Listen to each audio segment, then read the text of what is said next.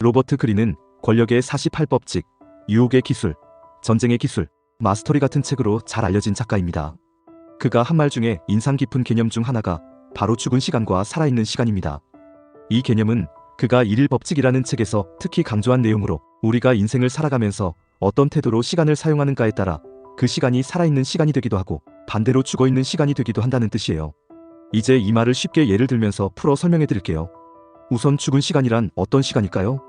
예를 들어 당신이 출퇴근길에 지하철을 타고 가는 중에 그냥 멍하니 창밖만 본다거나 의미 없이 스마트폰으로 뉴스만 스크롤하고 있다면 그 시간은 몸은 살아있지만 정신은 정지해 있는 상태입니다.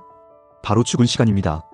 또는 어떤 사람은 직장을 그만두고 3개월간 백수가 되었는데 매일 불안한 마음으로 TV만 보고 남 탓하고 아무것도 배우려 하지 않는다면 그 역시 죽은 시간을 보내고 있는 셈이죠. 반대로 살아있는 시간은 어떤 시간일까요? 당신이 같은 출퇴근길을 이용하더라도 오디오북을 들으면서 새로운 지식을 얻거나 메모장에 오늘의 생각을 정리한다면 그것은 당신에게 의미 있고 성장하는 시간, 즉 살아있는 시간입니다. 혹은 직장을 그만두고도 이 기회에 내가 하고 싶었던 글쓰기나 그림, 그리기를 배워보자고 생각하며 계획을 세우고 하루에 조금씩 실천하고 있다면 그것은 인생의 중요한 살아있는 시간이 되는 거예요. 로버트 그린은 이 개념을 처음 소개할 때 자신이 감옥에 있을 때조차 살아있는 시간으로 만들 수 있다는 한 청년의 이야기를 예로 들었어요.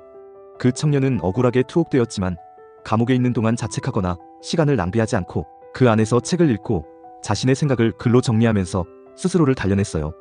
그는 감옥이라는 가장 죽은 환경 속에서도 살아있는 시간을 선택한 것이죠. 이처럼 살아있는 시간과 죽은 시간의 차이는 우리가 처한 상황 자체보다 그 상황을 대하는 태도와 행동에 따라 갈립니다. 같은 한 시간을 살아도 어떤 사람은 그것을 성장의 기회로 바꾸고 어떤 사람은 그저 흘러가게 내버려 둡니다. 로버트 그린은 또 이렇게 말합니다. 당신의 인생은 2가지 시간으로 이루어져 있다. 죽은 시간과 살아있는 시간. 당신이 아무것도 하지 않거나 남을 탓하고 있을 때 그것은 죽은 시간이다. 당신이 배우고 성장하고 적응하고 있을 때 그것은 살아있는 시간이다.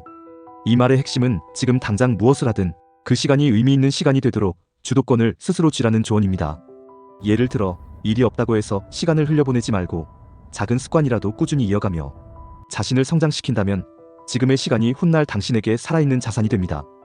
기다리는 시간, 실직한 시간, 아플 때조차도 우리가 마음을 어떻게 먹고 행동하느냐에 따라 그 시간이 완전히 달라질 수 있어요. 결국 살아있는 시간이란 환경에 휘둘리지 않고 의식적으로 자신을 성장시키려는 태도에서 나옵니다. 오늘 하루가 의미 없이 지나간다는 것이 중요한 게 아니라 오늘을 내가 어떻게 사용했느냐가 중요하다는 것. 그것이 로버트 그린이 말한 살아있는 시간의 핵심 메시지이자 우리가 기억해야 할 중요한 교훈입니다. 구독과 좋아요는 큰 힘이 됩니다.